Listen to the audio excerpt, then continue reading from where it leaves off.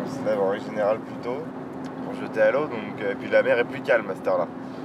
C'est le genre d'activité que j'aurais pas pu faire parce qu'il n'y est pas assez pour pouvoir faire ce genre d'activité en France.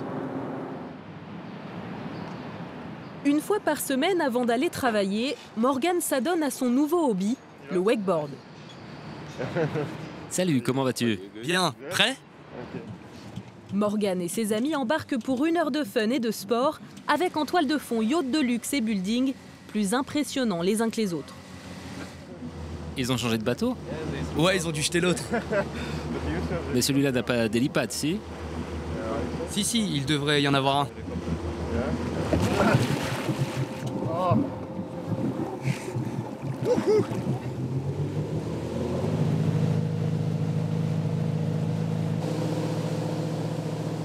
Morgan est cordonnier. Il fait partie des 20 000 Français installés aux Émirats arabes unis. Il a été attiré par un pays au climat tout aussi favorable aux baignades qu'aux affaires, comme Maxime, chef d'un hôtel 7 étoiles. Il surfe sur l'excellente image des Français. On enlève, s'il vous plaît, please, service. Je pense que c'est la plus belle baguette de Dubaï, hein. Elle est là. Hein. Et pointe, et talon, et 2. Formation, savoir-faire, passion, de Dubaï à Abu Dhabi, la French Touch à la côte. Et passer, et un port de bras, 1 et 2. Dubaï, une ville en mouvement perpétuel. Morgan voit les constructions gagner sur le désert.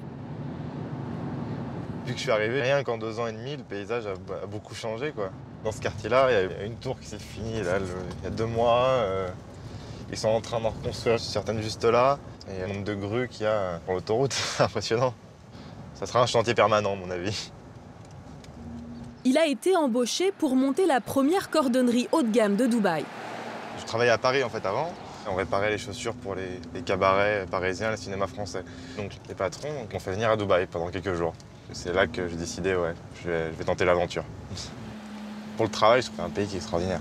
D'une, le chômage n'existe pas ici. Tout le monde travaille et du coup, il y a une énergie qui est énorme. Quand on est jeune et qu'on a envie de bosser, justement, c'est excellent. Dubaï, la ville des superlatifs. À côté de la tour la plus haute du monde, le plus grand centre commercial, le Dubai Mall.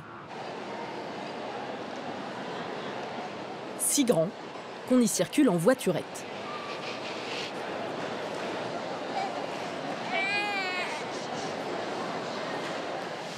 Tout y est.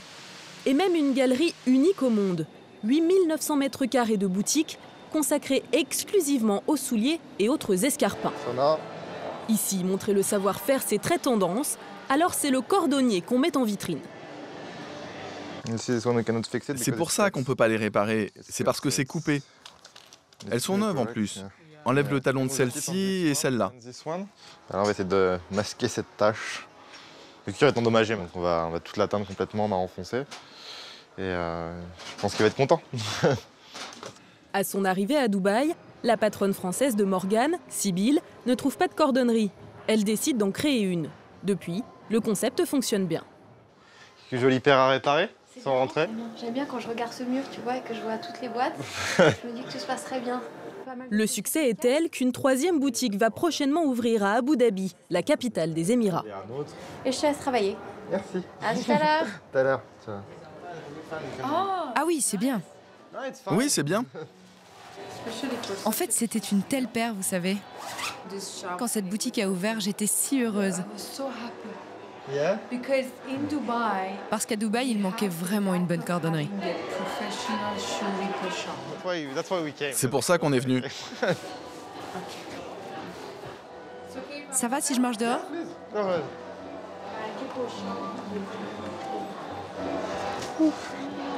Morgane, tu sers tes clients avec ton tablier sale, ça pose pas de problème? Au contraire, ça leur plaît. Le fait que je leur mens pas, je travaille ici, je travaille avec de la colle, de la teinture et et différents produits. Donc je pense que ça donne plutôt confiance aux clients. Il faut compter à partir de 6 et jusqu'à 140 € pour une réparation. Des tarifs identiques à ceux pratiqués en France. Le Burj Al Arab est à Dubaï, ce que la Tour Eiffel est à Paris. Hello, how are you? All good? Maxime Levara dirige l'ensemble des restaurants de ce palace où les clients sont prêts à débourser jusqu'à 14 000 € par nuit. C'est des clients fortunés qui peuvent se payer le Burj Al Arab à l'année. Ils restent chez nous, leurs enfants vont à l'école à Dubaï et c'est leur maison. Dans les 7 restaurants, on cuisine arabe, européen ou encore japonais. Mais le chef des chefs ne pouvait être que français. Lana, ok? C'est pourquoi il a été débauché de son poste à l'île Maurice par le directeur de l'hôtel. Programme of the day, we have the R&B conference. Maxime dirige une brigade de 200 personnes. Comme tous les matins, c'est l'heure du point. Le retour des clients, la cocotte, encore. C'est une très bonne vente, ce plat. Depuis son arrivée, Maxime s'est entouré de compatriotes. Parmi eux, Johannes, le chef pâtissier. Le chef pâtissier français est un luxe dans un hôtel à l'étranger, on va dire. Parce que bon, on a une pâtisserie qui est quand même beaucoup plus délicate que le reste du monde. Donc ça se sent sur les buffets, les clients reviennent et on a de très bons commentaires. Service, table 15. 27e étage de l'hôtel, le restaurant Al Muntaha. Un habitué nigérian fête les 60 ans de sa femme. Quand vous voulez manger la meilleure cuisine du monde, vous cherchez un chef français. Le design vous incite à manger. Et quand vous mangez, c'est bon. Malgré ses responsabilités, Maxime reste proche de ses équipes. Il inspecte régulièrement les casseroles. Ça va, Anthony? Un peu du citron ou du vinaigre. Donc là, on va rajouter un petit peu d'acidité, un petit peu de vinaigre de Barolo. Voilà, c'est bien. Il prend tout le temps d'écouter, de comprendre si on a des problèmes, etc. Donc je pense que c'est quelqu'un de vraiment bien. C'est plus fort que lui. Maxime ne peut s'empêcher de mettre la main à la pâte. Voilà, on fait du gnocchi de pommes de terre. On fait des services de 80 à 100 couverts. Et encore, on prend le temps, vous voyez, de rouler ça à la main, comme on peut le faire à la maison. Voilà. How are you, Lisa? Maxime s'est tiré le meilleur de ses équipes pour faire de ce lieu de prestige une étoile de la gastronomie. Les étoiles de Cecilia, elles, ne sont pas encore au sommet, mais elles y travaillent dur. Le fantôme, sur les demi-pointes, monte les bras. Cecilia a quitté l'Ardèche il y a 4 ans pour Abu Dhabi. En haut, en bas, up, down. C'est parti, on essaye les chasser. Ceux-là, vous les connaissez. Hein. Elle enseigne les bases du ballet aux petites filles, toutes nationalités confondues. Ah bah, j'ai des Indiennes, j'ai des Libanaises, j'ai une Espagnole et des Japonaises, mais pas dans ce cours. Et hop là! Oh! Allez, asseyez-vous, on s'assoit, on ne bouge pas, on s'assoit. Ici, je suis quand même plus obligée de faire de la discipline. Ouais. La plupart sont accompagnés par des nannies, donc les nannies sont plus aptes à les garder qu'à faire de l'éducation. Donc bien souvent, elles ont du mal à accepter l'autorité. Ah oui, ça c'est adorable. Elles veulent toujours des bisous, il faut toujours que je leur donne la main. Ça, pour ça, elles sont... Les enfants dans le monde entier, c'est comme ça. Cecilia donne également des cours privés un peu particuliers. Certaines Émiraties, c'est des princesses en général, elles ne veulent pas être mélangées. Le chauffeur vient me chercher, il me ramène. En France, les élèves font la révérence au professeur. Et ben là, c'est moi qui dois faire la révérence aux petites princesses. Lamia, elle, laisse sa fille danser avec les autres, pour le moment. Mais elle pourrait devenir danseuse ? Une danseuse, oui, mais je ne sais pas. Vous parlez des spectacles? Avant, apprendre à danser, c'était un peu tabou. On n'en parlait pas. Dans notre culture, la danse, ça existe, mais on ne le fait pas en public. Ce jour-là, la fille de Lamia ne dansera pas devant notre caméra. Vous voulez aller faire des chassés? Faute de place, les chassés se font sur le palier, car son studio de danse, Cecilia l'a aménagé dans son appartement. Chut, pas de bruit. Chassé? Paola, go at the end. Les voisins sont très sympas, ils sont assez tolérants pour ça. Ils vivent pas de la même manière que nous, donc en effet, quand on travaille, ils font la sieste.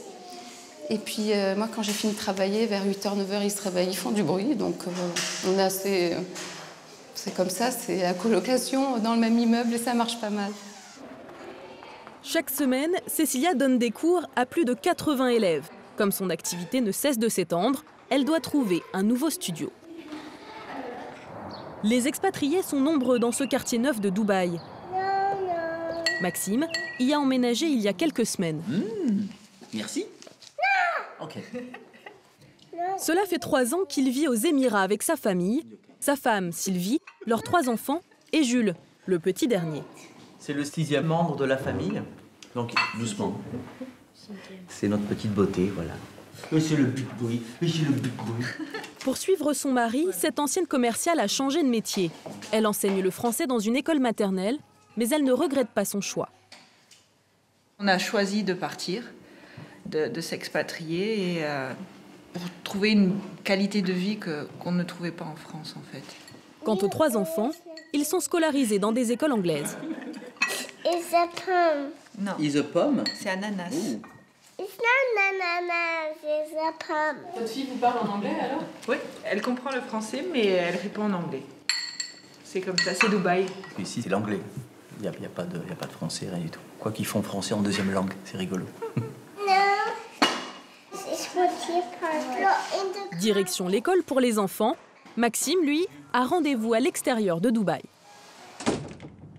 On est sur la route pour aller chez Thomas Leroy, qui est notre fournisseur de produits français, enfin de beaux produits, surtout produits frais. Et on va voir ce qu'il a reçu, les petites perles qu'on va utiliser dans nos menus.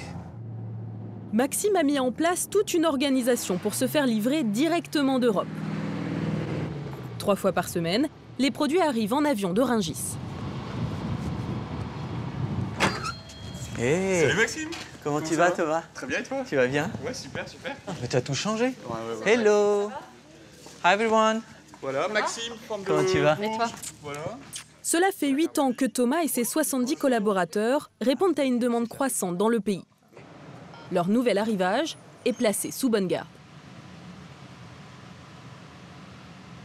Ça, c'est tout ce qu'on a reçu d'Italie. Des nouveaux produits italiens avec Léo. Des beaux produits comme ça. C'est quoi, comment tu chiami?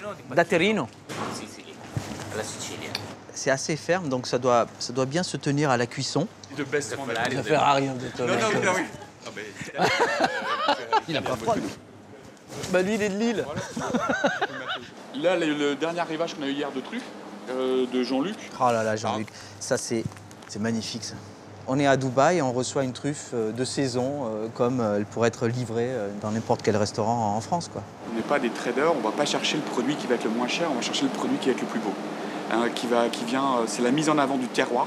Cette notion de terroir qui, pour nous, veut dire beaucoup. À l'étranger, c'est difficile, c'est un mot déjà qu'on ne peut pas traduire. Donc, le travail au quotidien de toute l'équipe, c'est justement que Maxime reçoive des produits qui soient uniques dans son restaurant. Voilà. Certes, l'importation a un coût, 10 à 15% supérieur au prix initial. La bûchette de Manon. La séance de repérage ne se termine jamais sans une dégustation. Donc ça, c'est les fromages de Fanny. C'est super. Elle a fait une sélection des meilleurs fromages de la saison. On a le crottin de Chavignol, bien sûr, Percier du Beaujolais, le Saint-Nectaire et le Mistralou. Tiens Maxime, on t'a apporté du melon, donc des Antilles. Tu nous en laisses un peu? On ne peut pas composer de menus avec de produits de bas de gamme. Bon, ouais, Thomas, au plaisir et merci encore. Fromage et tomates devraient bientôt figurer sur l'une des cartes de l'hôtel, à condition de passer le test ultime, une dégustation des plats entre chefs prévue dans quelques jours. Bonjour mon chéri. Bonjour. Ça va? Prends tes affaires. Donne-moi la main. On mange des pâtes, du poulet. Tigrane a 7 ans. Il finit l'école à l'heure du déjeuner. Alors l'après-midi, il profite de moments privilégiés avec sa mère, Cécilia. Un temps précieux avant que ce ne soit Cécilia qui retrouve ses élèves. Tiens, et j'ai pris ça chez le Libanais. Bien. Oui. 2 couteaux, 2 fourchettes. C'est facile, on n'est pas nombreux. Comme la salle à manger fait office de salle de danse, mère et fils déjeunent sur le toit de l'immeuble. Tu as mangé une petite pizza? Cécilia doit son arrivée aux Émirats à un coup dur il y a 4 ans. À 43 ans, elle dirigeait sa propre école de danse quand un matin... Je vais à l'école et je m'aperçois les pompiers, les flammes. Je me demande ce qui se passe. Et en fait, c'est l'école de danse qui avait brûlé. La poubelle était placée sur un conduit de gaz et ça a fait exploser l'immeuble. J'ai dû m'arrêter de travailler pendant 2 ans et je suis venue ici toute seule. Il faut dire qu'après l'incendie, j'avais eu une grosse déprime. Donc il m'a quand même fallu me remonter et que j'avais vu dans un catalogue une offre promotionnelle au mois de novembre. Donc il faisait froid en France. Et puis finalement, je me suis dit, pourquoi pas essayer de trouver du travail? Il y a vraiment un potentiel ici. Un potentiel, mais aussi des avantages fiscaux. Cécilia ne paye aucun impôt sur le revenu. Elle doit seulement s'acquitter d'une taxe en tant que freelance. Tigrane, lui aussi, s'est bien adapté à sa nouvelle vie. Peut-être des maths? Allez, on va faire les maths. Bien qu'il soit à l'école française, il a dû se faire à des coutumes différentes. Chaque matin, il doit chanter l'hymne national émirien. Bien.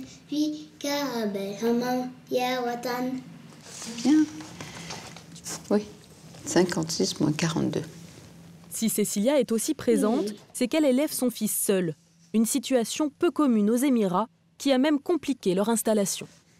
Un enfant né hors mariage, c'est pas très bien vu. Alors j'en parle pas. Je l'ai pas mise là, mais je mets toujours une alliance. Alors que je ne suis pas mariée, mais je fais croire que je suis mariée et comme ça, ça passe tout de suite. À partir du moment où je décide de prendre l'enfant, il faut une autorisation du père écrite, qui soit signée par lui, approuvée par la mairie, par le gouvernement en France, et ensuite traduit ici en arabe. Et chaque année, c'est toujours la même histoire, toujours les mêmes papiers, les mêmes démarches. La boule ici, quand je vais à Dubaï, je reviens, des fois, je veux pas faire du pâteau, mais je reviens en larmes. Ça se passe pas toujours très bien, oui. Surtout auprès des femmes, en fait. Et certaines me demandent tout le temps, chaque année, t'es pas encore mariée? T'es pas encore mariée? Retour au Dubai Mall. L'atout séduction de la cordonnerie, c'est la chaussure sur mesure, l'activité préférée de Morgane. Un client régulier, Awad, travaille dans la finance. Il fait confectionner sa première paire. Tu vas les porter pour quoi déjà? Pour quelle occasion? Ça va être ta paire quotidienne? Ouais, ça fait un petit moment que j'ai envie de me faire une paire, tu vois, un peu exceptionnelle, un peu plus élégante, un peu plus chère peut-être, oui, mais pourquoi pas, vu que je voyage tout le temps, je suis pratiquement tout le temps en costard pour aller voir des clients, etc. Awad va débourser 2000 €. Ce sont des clients vraiment très aisés, on va dire. En Europe, les paires sont vendues un peu plus chères parce que bon, on a aussi toutes les taxes. Tu peux t'avancer un tout petit peu sur le canapé, impeccable. Ouais. On a tous une jambe un peu plus courte que l'autre. Et ça vient changer l'anatomie de ton pied du coup. Parce que tu vas appuyer beaucoup plus sur un pied que... Ça marche? Merci beaucoup. C'est moi. Merci encore. Avant d'aboutir au résultat final, il faudra plusieurs semaines de travail à Morgane. Et c'est dans cet atelier, situé dans une zone industrielle de Dubaï, que Morgane va s'atteler à la tâche. Les paires sur mesure exigent une multitude d'étapes. Donc ça, c'est ce qu'on appelle un patronage. C'est une partie très importante. On va venir relever en fait les formes des pièces de cuir, à quel endroit elles s'arrêtent, à quel niveau vont aller les coutures. Comme il est chef d'atelier, c'est à lui que reviennent les travaux les plus délicats. À 25 ans, tout juste diplômé, il n'y avait que Dubaï pour lui offrir une telle opportunité. J'étais tout seul au début, on m'a très vite donné des responsabilités, ce qui m'a permis de grimper assez vite et d'arriver à un salaire très correct. Chez les plus grands bottiers français, un tel poste est rémunéré près de 3 500 € par mois net. Morgane touche un salaire équivalent, charges et impôts en moins. Pour l'aider, il s'est entouré de 4 cordonniers, dont 2 Français. Ils ont été formés comme lui chez les Compagnons du Devoir, l'élite des artisans. Claire, 20 ans, a rejoint Morgane il y a 6 mois. C'est toujours très satisfaisant de travailler sur du beau travail, sur des belles paires. Est-ce qu'on finit à la bande ou On va essayer quand même de l'atténuer un peu parce qu'elle est quand même assez grosse là. Ce genre de paire de chaussures, il faut y aller très minutieusement. Il faut faire plus attention, voilà. C'est ça la spécificité de Dubaï. Reste à se familiariser avec la chaussure typique des habitantes de Dubaï. Des modèles en édition limitée avec des goûts plus ou moins beau. Des talons comme ça, si c'est le minimum pour sortir. Il fait très chaud quand même si on est au mois de février. Le soleil, il tape, il fait bien 26 degrés. C'est bon? Ce week-end, Cécilia et Tigrane se préparent pour une sortie en bateau. Rien oublié, on y va? Avec une météo si clémente, ils arborent une tenue de circonstance. Si on va à la plage, on peut très bien se mettre en maillot de bain, en short. Les jeunes filles portent des mini-jupes, ça passe très bien. Par contre, c'est vrai que si je vais dans un mall, je ne mettrai pas le short comme ça, à petites fleurs. Je mettrai quelque chose de plus long et plus couvrant. Ah, voilà papy et mamie qui nous attendent. Les parents de Cécilia lui rendent visite aux Émirats de temps en temps. Pour la première fois, ces deux tantes font aussi partie du voyage. Elles sont arrivées ce matin. Alors Cécilia veut leur faire voir du pays. Elle commence par une visite côté mer. C'est bien, il faut rire.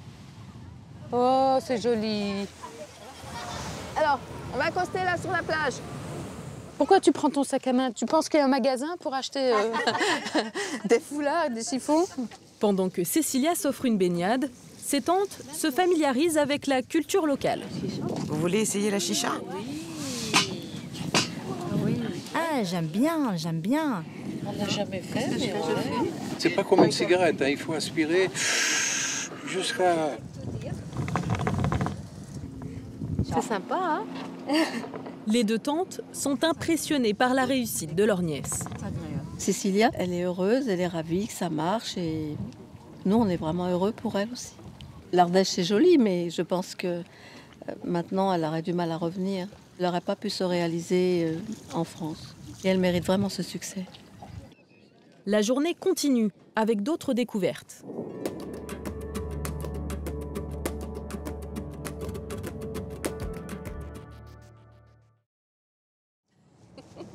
Entre terre et mer, Cécilia a conscience d'être privilégiée. La vie est belle à Abu Dhabi, mais il faut faire attention. Faire attention à quoi? Il y a quelque chose que les musulmans ne comprennent pas, c'est quand on dit qu'on est athée. Il faut dire où on est chrétien, où on est bouddhiste ou musulman. Ça n'existe pas rien chez eux. Il faut croire en quelque chose en fait.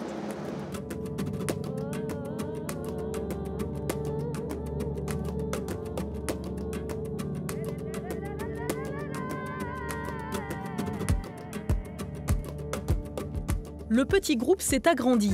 Ses amis français, égyptiens et palestiniens se joignent à l'expédition. Il faut pas toucher les plantes parce qu'il y a des scorpions. On va vous donner des chèches et on va les mettre autour de la tête comme ça. Vous n'aurez pas trop chaud. Vous vous mettez dos au soleil là, comme ça. Et ensuite les boissons, c'est là. D'accord. Donc pendant que le barbecue chauffe et que les brochettes se préparent, on prend un petit verre de vin blanc. Vous avez le droit de boire de l'alcool comme ça dans le désert? Il me semble qu'il n'y a personne là pour nous contrôler. Il n'y a pas de caméra, contrairement à Abu Dhabi où on a une toutes les 100 mètres. Qui veut un petit verre? Aux Émirats, seuls les non-musulmans ont le droit d'acheter de l'alcool. Mais pour cela, ils doivent se rendre dans des magasins spécialisés munis d'une autorisation. Santé alors, hein?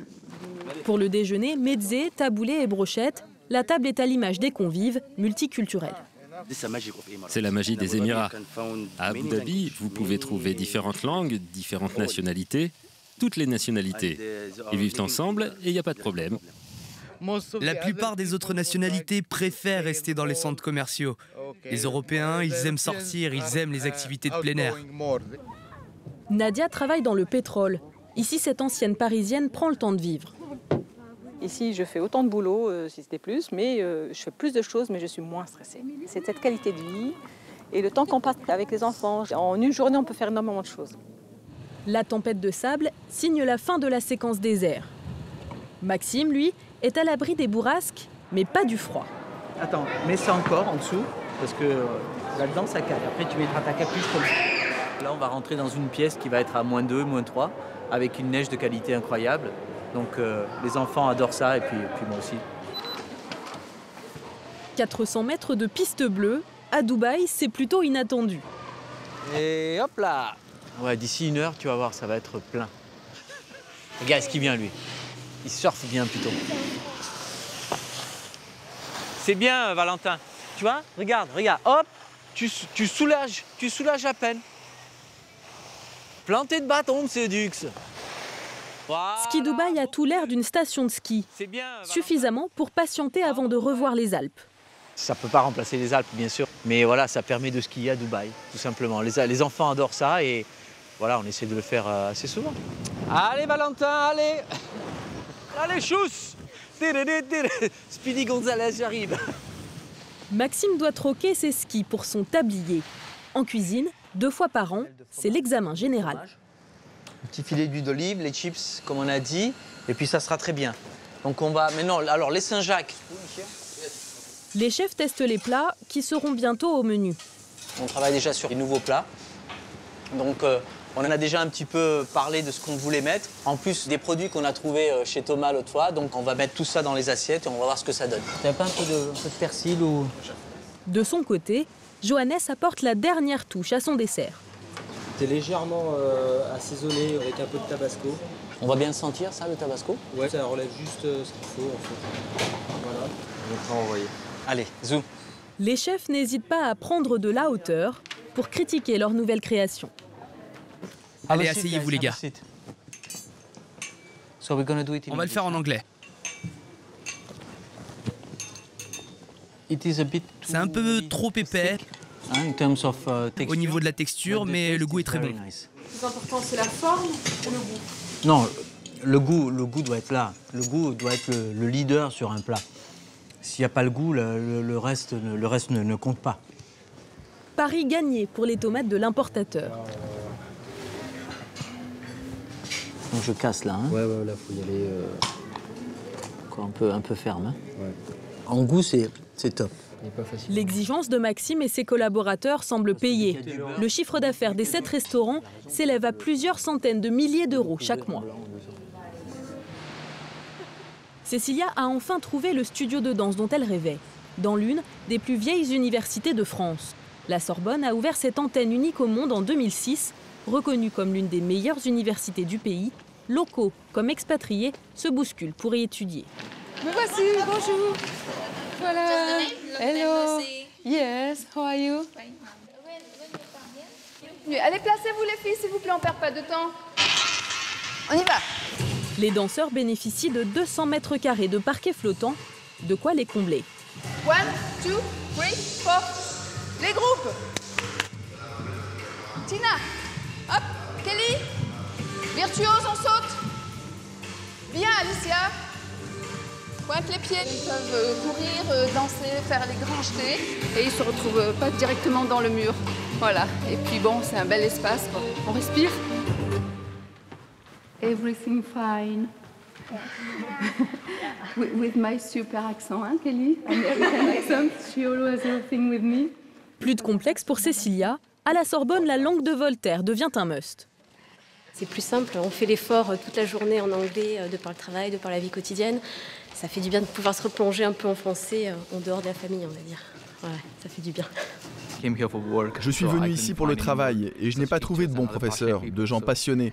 Mais Cécilia est l'une d'entre elles. Elle a une bonne technique et elle veut la transmettre. Tous ces efforts seront récompensés au mois de mai, lors du spectacle de fin d'année. Aujourd'hui, Morgane et sa compagne, Marion, quittent la ville pour Al Ain, une région montagneuse des Émirats, à la frontière avec Oman. L'occasion de prendre l'air et s'échapper des turbulences de la ville. C'est mignon ce petit pont, il te plaît? Marion a suivi Morgane par amour, peu de temps après son expatriation. Diplômée d'une école hôtelière, elle travaille désormais dans l'événementiel. Les balades en amoureux doivent se faire discrètes. On peut se tenir la main, on a le droit. Mais après, tout ce qui au-dessus de se tenir la main, on a le droit à rien, globalement. Non, tu ne peux pas faire de bisous en public, on ne peut pas se prendre dans les bras. Zut. Pour le jeune couple, difficile de trouver ses marques entre le toléré et le proscrit dans un pays régi par la charia. Non seulement leur vie publique est réglementée, mais également leur vie privée. La loi à Dubaï, c'est qu'on ne peut pas vivre ensemble quand on n'est pas marié. Donc ça rend les choses un peu compliquées dans les relations, notamment chez les jeunes couples. C'est quelque chose qui pèse parce qu'on ne peut pas être ensemble d'une façon libre et tranquille comme en France, quoi. Donc du coup, on est toujours obligé de faire attention par rapport à ce qu'on fait, par rapport à ce qu'on dit. C'est pesant et on aimerait pouvoir vivre tranquillement. Mais malheureusement, c'est la loi et à mon avis, elle n'est pas prête de changer. Ou alors il faut se marier. Ou alors il faut se marier. Ce qui n'est pas à l'ordre du jour. Tu veux encore que je te fasse la gueule tout ça? Pas à l'ordre du jour imminent, quand tu me comptes. Oui, surtout que si jamais tu tombes enceinte à Dubaï et que tu vas voir le médecin et qu'ils te font une échographie et qu'ils voient que tu es enceinte, ils te renvoient dans ton pays, mais avant, ils te mettent en prison. Tu purges ta peine parce que tu as eu des relations sexuelles hors mariage. Malgré tout, Morgane et Marion se sont recréés un cadre de vie à l'occidental. Ce soir, ils retrouvent des amis dans un restaurant branché de Dubaï. Ça va? Ça va bien? La forme? Le gérant et le DJ sont français, la plupart de leurs proches également. Aucun d'entre eux n'a totalement oublié la France. Le petit plat du jour entrecôte avec son gratin de dauphinois, c'est des choses qui manquent beaucoup. Le fait de vivre ici, quand je rentre, je les apprécie 100 fois plus, comme un touriste en fait. Quand on devient nostalgique, il faut se rappeler pourquoi on est venu ici, du coup pourquoi on reste. Morgane ne compte pas s'arrêter en si bon chemin. Le jeune homme se verrait bien chef d'entreprise made in France. Pour le moment, il garde ses projets pour lui. En 8 ans, le nombre de Français a triplé aux Émirats. Le pays garde un appétit féroce pour la culture française, preuve en est. Le musée du Louvre devrait ouvrir à Abu Dhabi en 2015.